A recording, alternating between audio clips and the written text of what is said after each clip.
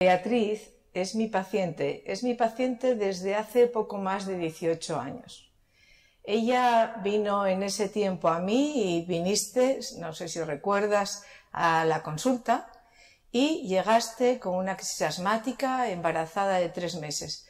Yo llegué con una crisis asmática debido a que el tratamiento que yo estaba haciendo con el especialista lo dejé, interrumpí el tratamiento.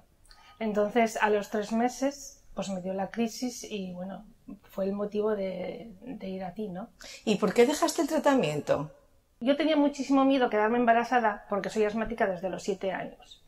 Entonces, solamente de afrontar el embarazo y el parto, siendo asmática, como que me daba muchísimo miedo.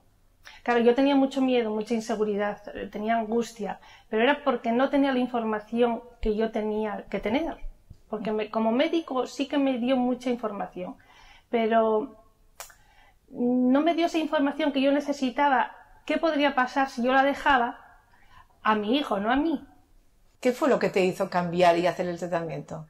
Porque cuando yo fui a tu consulta, tú me diste una explicación que me llegó. O sea, que tú me entendiste el por qué yo había dejado la medicación. ¿Qué pasaba si yo dejaba la medicación? Entonces, si yo dejaba la medicación, no era solamente malo para mí, sino que era malo para mi hijo. Y de hecho ocurrió, porque durante los 3 primeros meses sí que estuve muy bien, pero llegó el tercer mes y ahí fue cuando tuve la gran crisis. Entonces tuve una insuficiencia respiratoria, tú me explicaste que era muy malo para mí, pero que todavía era peor para mi hijo. Y entonces, bueno, me diste como unas claves o una información que sí que me llegó. Yo me imaginé una serie de cosas que no eran las correctas. ¿La razón para hacer el tratamiento no era cómo estabas tú, sino que era tu hijo? ¿Puede ser? Exactamente. Mi miedo era por mi hijo, no por mí, porque yo estuve toda la vida medicándome y no me pasó nada, ni, vamos, y estuve fenomenal. Solamente que yo no sabía qué consecuencias o qué efectos secundarios podía tener en mi hijo, y para mí eso era muchísima responsabilidad. Sin embargo, tú me dijiste unas frases que me hicieron cambiar totalmente de opinión.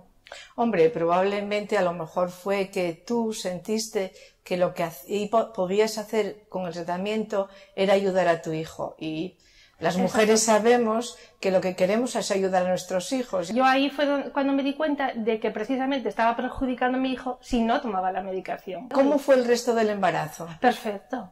Perfecto, muy bien, sin ningún problema. ¿Y cómo fue el parto? Porque hay mujeres que tienen miedo a llegar al parto y ahogarse, porque claro... Muchísimo, ese era otro de mis miedos. Sí, muchísimo miedo, porque claro, cuando te ves con dificultades de respirar y precisamente a la hora del parto necesitas una respiración y una respiración controlada, pues como que, digo yo, no voy a ser capaz. Y todo lo contrario, muy bien, pero porque... continué la medicación. ¿Tu hijo nació bien? Cuando lo valoraron al nacer, ¿vieron que tenía algún problema o fue un niño normal? A la hora del nacimiento fue todo muy normal.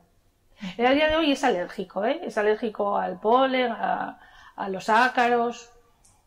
Pero tú tuviste otro hijo, volviste a quedarte embarazada. Sí, un segundo ¿Y este hijo. segundo embarazo cómo lo afrontaste? ¿Con miedo o no? No, para nada. No. El segundo no interrumpí para nada la medicación, estuve con ella hasta el día de hoy y no tuve ningún problema. Pero una vez que nacieron, has seguido haciendo el tratamiento. ¿Por qué sigues haciendo el tratamiento? Porque me funciona. ¿Y alguna vez has vuelto a tener síntomas? Sí. ¿Cuándo? Sí, alguna vez que otra. ¿Y cuándo lo dejo? Porque cuando tienes el tratamiento te sientes muy bien. Entonces, pues hay un día, 2 días que por prisas, por estrés, por miles de cosas no te acuerdas. Y a lo mejor pues hay un día o 2 que no lo tomas, o 3. Y entonces ahí es cuando hay una pequeña alarma y dices tú, uy, ya no estoy como estaba. Y entonces reanudas el tratamiento. ¿Tus miedos han desaparecido del todo o todavía tienes un cierto miedo a que pase algo por tomar la medicación? Hombre, la duda, yo al menos particularmente siempre la sigues teniendo, porque sí. La medicina está controlada hasta donde está, vamos, yo creo. Nunca sabes si después de 20 años o de 30 años pues tiene unos efectos, ¿no? Pero bueno, pero como en el momento estás tratando algo que te está haciendo daño y estás haciendo un tratamiento para mejorar, pues es lo que tienes que mirar. La verdad es que eso que dices es muy interesante porque a veces los médicos pensamos que una persona que tomaría el tratamiento, está convencida, ha dejado de tener miedo, pero sí, probablemente los pacientes como tú, como es tu caso, puedes seguir haciendo tratamiento aunque tengas miedo y esto no pasa nada. Pero también es importante lo que tú has hecho siempre en el sentido de decirme tus temores, porque a veces es curioso, los pacientes, por no molestar al médico o porque el médico parece impaciente, no pregunta y no habla de sus temores. Y yo creo que eso es importante, porque yo pienso que hace que nuestra medicina como profesionales sea muchísimo más efectiva y realmente tenga mucha más trascendencia en la vida de los pacientes. Pero es que yo creo que nosotros necesitamos saber que el médico no está ahí simplemente como parte médica, sino que tiene que tener como una parte afectiva, que tiene que entender al paciente, ¿no? A la persona que tiene delante. Y entonces, si el paciente nos sentimos como comprendidos, ya ganamos muchísimo.